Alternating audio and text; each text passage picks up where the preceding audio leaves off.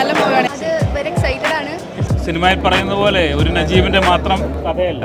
ഇപ്പൊ പറഞ്ഞവരും തള്ളി പറഞ്ഞവരും മാറ്റി പറഞ്ഞവരൊക്കെ അദ്ദേഹത്തെ എടുത്ത് തലയെ കൊണ്ട് നടക്കുന്ന ഒരു ഇതിൽ കൂടുതൽ ഇനി ഒരു വ്യക്തി ഈ കഥയും ഈ കഥാപാത്രത്തിനെ ഇനി ജീവിച്ചിരിക്കുന്ന ഒരു വ്യക്തിനെ നമ്മുടെ പ്രതീക്ഷകൾക്ക് അപ്പുറമുള്ള ഒരു സിനിമയായി.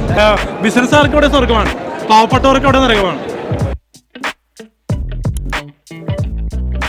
ഫസ്റ്റ് എനിക്ക് ഒരു മാസം മുമ്പേ ഞാൻ ബുക്ക് ചെയ്തിരുന്ന സിനിമയാണ്. Okay okay. പക്ഷേ ബുക്ക് പറഞ്ഞു വെച്ചിരുന്നു, പക്ഷേ ടിക്കറ്റ് ഫുള്ളായി പോയി, എനിക്ക് കിട്ടിയില്ല. അവസാനം ഞാൻ പറഞ്ഞു എന്നെ എവിടെയെങ്കിലും കൊണ്ട് ഇരുത്തണം. എനിക്കാണെങ്കിൽ ഏട്ടൻ്റെ ഫസ്റ്റ് സിനിമ കണ്ടില്ലെങ്കിൽ ഭയങ്കര സങ്കടമാണ്. നമ്മളൊരു കുഞ്ഞുണ്ടാകുമ്പം അതിൻ്റെ മുഖം ആദ്യം കാണാൻ നമ്മൾ ആഗ്രഹിക്കില്ല. അതുപോലെയാണ് പൃഥ്വിരാജിൻ്റെ ഓരോ സിനിമകളും കാണണം, അല്ലെങ്കിൽ നമുക്കത് സഹിക്കാൻ പറ്റത്തില്ല. അപ്പം എന്നോട് ഞാൻ പറഞ്ഞു നിങ്ങൾ എവിടെയെങ്കിലും എന്നെ സീറ്റ്, അപ്പം അവർ പറഞ്ഞു എനിക്ക് സീറ്റ് ആക്കി തരാം, എവിടെയെങ്കിലും ഇരുത്താന്ന് പറഞ്ഞു. അങ്ങനെ ഇരുന്നപ്പോഴാണ് 2 പേര് ടിക്കറ്റ് ക്യാൻസൽ അടിച്ച് എനിക്ക് കിട്ടിയത്. അപ്പം അത് ഭയങ്കര ലക്കായിട്ട് ഞാൻ കരുതുന്നു. എനിക്ക് ടിക്കറ്റ് കിട്ടിയില്ലായിരുന്നു. ഓസ്കാർ തൊട്ട് പല അവാർഡുകളും സ്റ്റേറ്റ് അവാർഡുകളും എല്ലാം വാരി കൂട്ടാൻ ഈ ഒരു സിനിമ കൊണ്ട് കഴിയട്ടെ എന്ന് പറയുന്നത്. ഇപ്പോൾ ഈ ഒരു നജീബിന്റെ കഥയാണ് ഇതൊരു ദൃശ്യാവിഷ്കാര രീതിയിൽ പ്രേക്ഷകരുടെ മുമ്പിൽ എത്തിച്ചിട്ടുള്ളത്. ഒത്തിരി നജീബുമാർ ഇതേപോലെ തന്നെ ബലിയാടായിട്ടുണ്ട്. അപ്പോൾ അവസാന നിമിഷം ഒരു 10-16 വർഷത്തെ എഫേർട്ടാണ് ബ്ലെസ്സി സാറിൻ്റെ അല്ലേ ഇങ്ങനെ ഒരു സിനിമ ഇങ്ങനെയുള്ള നജീബുമാർ ഇനി ഉണ്ടെങ്കിൽ ഈ ക്രൂവിന്, ഈ ഒരു ടീമിന് അവിടെ നിന്ന് രക്ഷപ്പെടുത്താൻ സാധിക്കട്ടെ എന്ന് ഞാൻ പ്രാർത്ഥിക്കുന്നു. അത് നമുക്ക് വാക്കുകളിൽ ആക്ച്വലി പറയാൻ എക്സ്പ്രസ് ചെയ്യാൻ പറ്റത്തില്ല. നമ്മളത് നേരിട്ട് കണ്ട് അത് അനുഭവിക്കണം.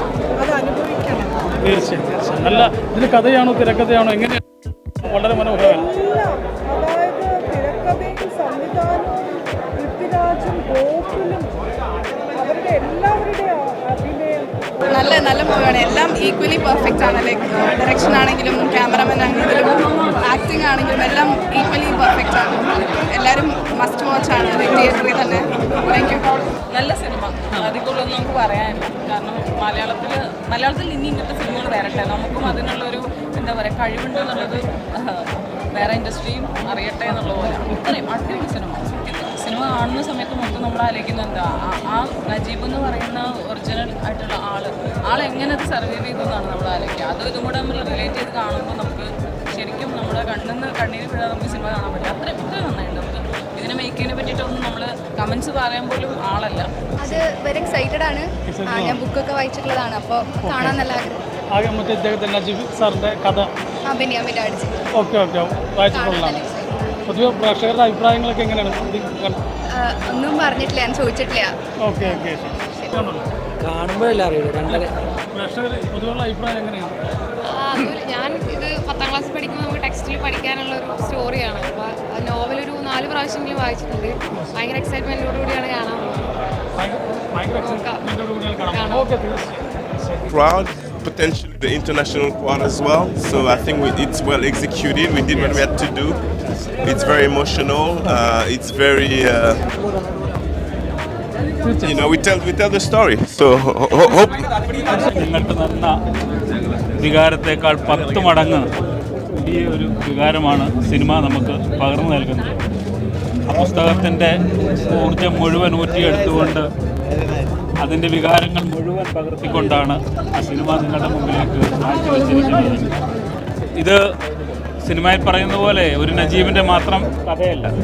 അനേകായിരം കഷ്ടപ്പെടുന്നവരുടെ കഥ ലോകത്തിൻ്റെ മുമ്പിൽ എത്തിക്കാനുള്ള ഒരു വലിയ തീക്ഷ്ണമായ ശ്രമമാണ് യഥാർത്ഥത്തിൽ ഈ സിനിമയിലൂടെ നടത്തിയിട്ടുള്ളത്.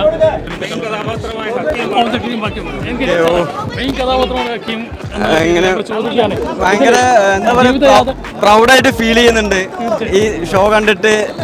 നിങ്ങളിപ്പോൾ ഫീൽ ചെയ്യുന്ന സംഭവം തന്നെയാണ് ഞാനും ഫീൽ ചെയ്യുന്നത്. എല്ലാവരും ഈ പടം കാണണം, കാരണം അതേപോലത്തെ അനുഭവമാണ്, എൻ്റെ അതേ അനുഭവമാണ് ഇപ്പോൾ ഈ സ്ക്രീനിലൂടെ കാണിച്ചതല്ല. അപ്പോൾ അതുകൊണ്ട് പടം എല്ലാവരും പോയി കാണുന്നത്, ഈ പടം വിജയിപ്പിക്കണമെന്നാണ്. തീർച്ചയായിട്ടും ഓരോ മലയാളിയും കണ്ടിരിക്കേണ്ട ചിത്രമെന്ന് ഒരു പ്രേക്ഷകൻ എന്ന നിലയിൽ പറയുന്നു. നിങ്ങൾ ഓരോരുത്തരും കാണുക, വിലയിരുത്തുക, അഭിപ്രായങ്ങൾ അറിയിക്കുക.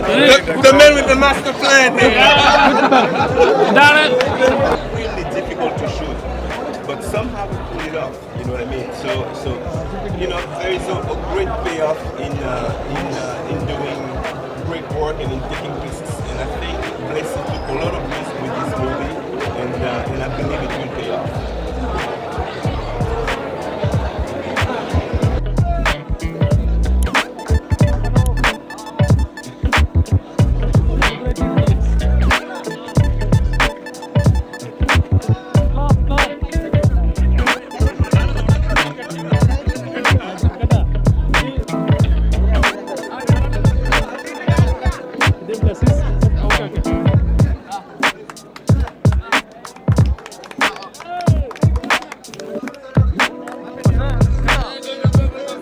ചാനലുകാർക്ക് പറയാനുള്ള ഒരു അഭിപ്രായം എന്ന് പറഞ്ഞാൽ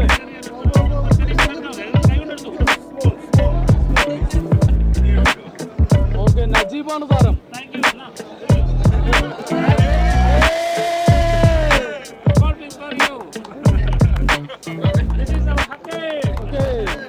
ഇപ്പോൾ ബ്ലസ്സി സാറാണെങ്കിൽ എന്നെ ഒരു മകനെ പോലെ കെയർ ചെയ്തിട്ടുണ്ട്. രാജുവേട്ടനാണെങ്കിൽ ഒരു ബ്രദർലി ഫീൽ എപ്പോഴും എനിക്ക് തന്നിട്ടുണ്ട്. സോ അവരുടെ കൂടെയുള്ള എക്സ്പീരിയൻസ് എന്നെ എപ്പോഴും ഒരു പുതിയൊരാളാണ് എന്നുള്ള രീതിയിൽ തോന്നിയിരിക്കുകയാണ്. പറഞ്ഞാൽ ഇത് കണക്ട് ആകാൻ പറ്റുന്ന സിനിമയാണ്. നേരത്തെ പറഞ്ഞ പോലെ തന്നെ എൻ്റെ പപ്പ ഒരു പ്രവാസിയാണ്. അപ്പോൾ അദ്ദേഹത്തിന് കഷ്ടപ്പാടും ദാരിദ്ര്യമൊക്കെ ഉണ്ട് ഗൾഫിൽ. ഇപ്പോൾ ഒരു മുറിയിലാണെങ്കിൽ 4 പേര് താമസിക്കുന്നു. പിന്നെ അവിടുത്തെ ജീവിത സാഹചര്യം കുറച്ചും ഡിഫറെൻ്റ് ആണ്. സാധാരണ ഗൾഫ് എന്ന് പറയുമ്പോൾ നിങ്ങൾ പത്തേമാരി സിനിമയൊക്കെ കണ്ടുള്ളൂ. അപ്പോൾ അതേപോലെ തന്നെയാണ് ഗൾഫ് എന്ന് പറഞ്ഞാൽ. ഗൾഫ് എന്ന് പറഞ്ഞാൽ സ്വർഗമല്ല, ബിസിനസ്സുകാർക്ക് ഇവിടെ സ്വർഗമാണ്, പാവപ്പെട്ടവർക്ക് അവിടെ നരകമാണ്. തീർച്ചയായും അത് ഓരോ ജീവിതാനുഭവങ്ങളാണ്. സിനിമ പറ്റി പറയാം. ആടുജീവിതം എന്ന സിനിമ കണ്ടു. അത് ഗംഭീരമായിട്ടുള്ള സാഹസികമായിട്ടുള്ള അഭിനയമാണ്. ഒരു വെള്ളത്തിന് വേണ്ടി കഷ്ടപ്പെടുന്ന ഒരു ആടുകളെ ഈ അഭിനയം കാണുമ്പോൾ ശരിക്കും പറഞ്ഞാൽ ഒരു ക്യാമറ ഒളിച്ചു വെച്ചിട്ട് കുറച്ചുപേരെ ചിത്രമെടുത്ത പോലെ തോന്നുന്നു. അത്രയ്ക്ക് റിയാലിറ്റി ഉണ്ട്. കാരണം മരുഭൂമിയുടെ കഥാസമാക്കിയ ഒരു ഗംഭീര സൈക്കോളജിക്കൽ ത്രില്ലറാണ് സിനിമ. അധികം സംഭാഷണ രീതിയൊന്നും ഇല്ല എങ്കിലും ക്ലാസ് റിയലിസ്റ്റിക് ഫിലിമാണ്. ഒരു 2 മണിക്കൂർ 52 മിനിറ്റ് നിങ്ങൾക്ക് ഒരു റിയലിസ്റ്റിക് സംഭവങ്ങളെ നേരിട്ട് കാണാൻ പറ്റും. അത് ഇപ്പം നജീബിക്കയുടെ കൂടെയാണ് ഞാനിരുന്ന് സിനിമ കണ്ടത്. അതെ, അപ്പോൾ അദ്ദേഹം എൻ്റെ തൊട്ട് മുന്നിൽ ഇരുന്നിട്ട് ഈ സിനിമ കാണുന്നുണ്ട്. അപ്പോൾ ആ ഒരു എക്സ്പീരിയൻസ്, അതായത് ഒരു ജീവിതം ജീവിച്ച് തീർത്ത് കഴിഞ്ഞിട്ട് ആ ജീവിതം നോവലാവുക, അത് കഴിഞ്ഞിട്ട് സിനിമയാവുക, ആ സിനിമ വന്നിട്ട് കാണാൻ ഇരിക്കുന്ന ആ മനുഷ്യൻ്റെ പുറകിലിരുന്നിട്ട് ഈ സിനിമ കാണാൻ പറ്റുക എന്ന് പറയുന്ന ഒരു അവസ്ഥയിലാണ് ഞാൻ നിൽക്കുന്നത്. അപ്പോൾ ഒരു അനുഭവങ്ങളുടെ എന്താ പറയണ്ടേ പലതരം ലെയേഴ്സ് നമുക്ക് കാണാൻ പറ്റി. നിങ്ങൾക്ക് തീർച്ചയായിട്ടും ശരിക്കും ആസ്വദിക്കാൻ പറ്റി ആ തിക്താനുഭവം നടത്തിയ വ്യക്തി നായകൻ മുമ്പിലിരിക്കുമ്പോൾ ജീവിതത്തിൽ. അല്ല, അതാണല്ലോ നമ്മുടെ ആർട്ടിൻ്റെ ഒരു മാജിക് എന്ന് പറയുന്നത്. അതാണ് കാരണം എന്ന് പറഞ്ഞു കഴിഞ്ഞാൽ ഇപ്പം നമ്മളിപ്പോൾ പണ്ട് വേർഡ്സ്വർത്ത് പറഞ്ഞിട്ടുണ്ട്. അതായത് എന്താണ് ഓവർ ബാലൻസിങ് ഓഫ് പ്ലഷർ എന്ന് പറയുന്നൊരു അവസ്ഥ. അതായത് നമ്മൾ ഭയങ്കര പെയിനിലിരിക്കുന്ന സമയത്ത്, നമ്മൾ ഭയങ്കര വിശന്നിരിക്കുന്ന സമയത്ത് ഒരുപക്ഷെ നമുക്ക് കവിത എഴുതാൻ പറ്റില്ല. അത് കഴിഞ്ഞ് നമ്മൾ ഭക്ഷണം കഴിച്ചിട്ട് അല്ലെങ്കിൽ റിലാക്സ്ഡ് ആയിട്ട് ഇരുന്നിട്ട് നമ്മൾ തിരിച്ചതിനെപ്പറ്റി ആലോചിക്കുമ്പോഴായിരിക്കും നമുക്ക് അതിനെപ്പറ്റിയിട്ട് ഒരു കവിത എഴുതാൻ പറ്റുക എന്ന് പറയുന്ന പോലെ തന്നെയാണ്. അതായത് ആർട്ടിൻ്റെ മാജിക് എന്ന് പറയുന്നത് അതാണ്. നമ്മൾ എങ്ങനെയാണ് ഇതിനെ നോക്കാറുള്ളത്? ഈ പടം ഏത് രീതിയിൽ സാറിനെ ഇൻഫ്ലുവൻസ് ചെലുത്തി എന്നുള്ളതാണ്.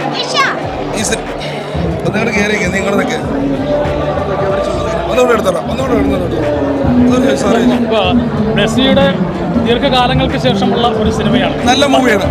16 വർഷത്തിന് ശേഷം ഉള്ള ഒരു മൂവിയാണ്. കാരണം നമ്മൾ പ്രതീക്ഷകൾക്ക് അപ്പുറമുള്ള ഒരു സിനിമയായി. കാരണം അതിനെ പ്രതീക്ഷിച്ചതിനേക്കാൾ കൂടുതലാണ് തന്നത്. അപ്പോൾ നമ്മൾ ആ സിനിമ കണ്ടിരുന്നപ്പോൾ നമ്മൾ മരുഭൂമിയിൽ നിൽക്കുന്നൊരവസ്ഥയാണ് ഫീൽ ചെയ്യുന്നത്. കാരണം പൃഥ്വിരാജ് സാറാണെങ്കിൽ ഈ സിനിമയ്ക്ക് വേണ്ടി ഒരുപാട് ത്യാഗം സഹിച്ചു, ഒരുപാട് കഷ്ടപ്പെട്ടിട്ടുണ്ട്. അതായത് ബോഡി ആണെങ്കിലും മെയിൻ്റെനൻസ് ചെയ്ത് ഈ മൂവിക്ക് വേണ്ടി ഒരുപാട് കഷ്ടപ്പെട്ടിട്ടുണ്ട്. പിന്നെ ഓരോ രംഗങ്ങളും നമ്മൾ കണ്ണ് നിറയുന്ന രംഗങ്ങളാണ്. ചില സീനുണ്ട്, ആടിനെ കെട്ടിപ്പിടിച്ച് കരയുന്ന സീനുകൾ നമ്മൾ കരഞ്ഞു. പാട്ടാണെങ്കിലും സൂപ്പർ ഹിറ്റാണ്. പിന്നെ ഒരു കാര്യം, ഇപ്രാവശ്യത്തെ ഓസ്കാർ പൃഥ്വിരാജ് സാർ. ഞാൻ ബുക്ക് വായിച്ചിട്ടുണ്ടായിരുന്നില്ല, പക്ഷേ ഇതിൽ കൂടുതൽ ഇനി ഒരു വ്യക്തി ഈ കഥയും ഈ കഥാപാത്രത്തിനെ ഈ ജീവിച്ചിരിക്കുന്ന ഒരു വ്യക്തിനെ എങ്ങനെ ഒരു സംവിധായകൻ എന്താ പറയുക എങ്ങനെ ദൃശ്യമായിട്ട് കാണിച്ചു തരണം എനിക്ക് അറിയില്ല. ഇനി അതിനപ്പുറം ബ്ലസ്സി സാറിൻ്റെ അല്ലാതെ വേറെ ആർക്കും എന്തെങ്കിലും ചെയ്യാൻ പറ്റുമോ, അല്ലെങ്കിൽ പൃഥ്വിരാജ് അല്ലാണ്ട് വേറൊരു ഓപ്ഷൻ ഇനിയുണ്ടോ, നമുക്ക് അങ്ങനെയൊന്നും തിങ്ക് ചെയ്യാൻ കൂടി പറ്റില്ല. കുറേ കാലത്തിൻ്റെ ഇടയ്ക്ക് സംഭവിക്കണ ചില വിസ്മയങ്ങളിലൊക്കെ പറയില്ലേ, സീരിയസ്ലി നമുക്ക് ഒരുപാട് വർത്താനൊന്നും പറയാൻ പറ്റില്ല, മനസ്സിലായില്ലേ, കുറേ വാക്കുകളൊന്നും കിട്ടില്ല. ഇമോഷണലി എൻ്റെ മുഖം കണ്ടാൽ മനസ്സിലാവും. ഞാൻ ആദ്യം മുതൽ അവസാനം വരെ അറിയാമായിരുന്നു. എന്ന് വെച്ചാൽ ഒരു മനുഷ്യനെ അനുഭവിക്കുന്ന സ്ട്രഗിളല്ലേ. നജീബിൻ്റെ ഇൻ്റർവ്യൂസൊക്കെ നമ്മൾ കണ്ടിട്ടുണ്ടെങ്കിലും പക്ഷേ ഇത് കണ്ടിട്ട് ആ പുള്ളീൻ്റെ അവസ്ഥ ആലോചിക്കുമ്പോഴേ നമ്മുടെ പ്രിയ സ്വത്തുമണി എന്ന് പറയാം, നമ്മുടെ ഏട്ടൻ പൃഥ്വിരാജ് കുമാരല്ലേ, പുള്ളിയാണ് ഇനി ഞാൻ മലയാള സിനിമ ഭരിക്കാൻ പോകുന്നത്. ഇനി പുള്ളിയുടെ കാലമാണ്. അഹങ്കാരി എന്നും തൻ്റെയുടെ എന്നും ഒരുപാട് പേര് തള്ളിപ്പറഞ്ഞും മാറ്റിപ്പറഞ്ഞും മാറ്റി നിർത്തിയിട്ടുണ്ട്. ഇന്നിപ്പോൾ പറഞ്ഞവരും തള്ളിപ്പറഞ്ഞവരും മാറ്റി പറഞ്ഞവരൊക്കെ അദ്ദേഹത്തെ എടുത്ത് തലയെ കൊണ്ട് നടക്കുന്ന ഒരു ഇതിലേക്ക് വന്നിരിക്കുകയാണ്. വെറുത്തവർ വരെ സ്നേഹിക്കുന്ന ഒരു സിറ്റുവേഷൻ ഉണ്ടായിരിക്കുവാണ്. കൊമ്പില് ഏറുകൊള്ളു എന്നുള്ള ഒരു ചൊല്ലുണ്ട് മാവേലി. അതെ, അദ്ദേഹത്തിന് കഴിവുണ്ട്, അദ്ദേഹത്തിന്റെ കഴിവുകൊണ്ട് തന്നെയാണ് കയറി വന്നത്. ഈ ഒരു സംഭവം ഉണ്ടല്ലോ ആർക്ക് ചെയ്യാൻ പറ്റും? വേറൊരു ഈ ഒരു ക്യാരക്ടർ ആർക്ക് ചെയ്യാൻ പറ്റും? ആർക്കും ചെയ്യാൻ പറ്റത്തില്ല, ഒരാൾക്കും ചെയ്യാൻ പറ്റത്തില്ല. മമ്മൂക്കയ്ക്കോ ലാലേട്ടനോ അല്ലെ വേറൊരു തമിഴ് സിനിമയിൽ നിന്ന് വന്ന ഒരാൾക്കും ഈ ക്യാരക്ടർ ചെയ്യാൻ പറ്റില്ല. അത്രയും എക്സ്ട്രീം ആയിട്ടുണ്ട്. അദ്ദേഹത്തിൻ്റെ ആരോഗ്യത്തെ പോലും ബാധിക്കുന്ന തരത്തിൽ എത്രയോ വർഷത്തെ കഷ്ടപ്പാടാണിത്. അദ്ദേഹം മാത്രമല്ല ഇതിനകത്ത് പുറകിൽ ഒരുപാട് പേരെ കഷ്ടപ്പാടുണ്ട്. എങ്കിലും ഇത്രയും ഒരു സ്വന്തം തൊഴിലിനെ സ്നേഹിക്കുന്ന ആത്മാർത്ഥമായിട്ട് അതിനുവേണ്ടി മരിക്കാൻ പോലും തയ്യാറാകുന്ന ഇന്ത്യയിലെ നമ്പർ 1 നമ്മുടെ സൂപ്പർ ഹീറോ ഒരേ ഒരു രാജാവ് പൃഥ്വിരാജ് കുമാരൻ.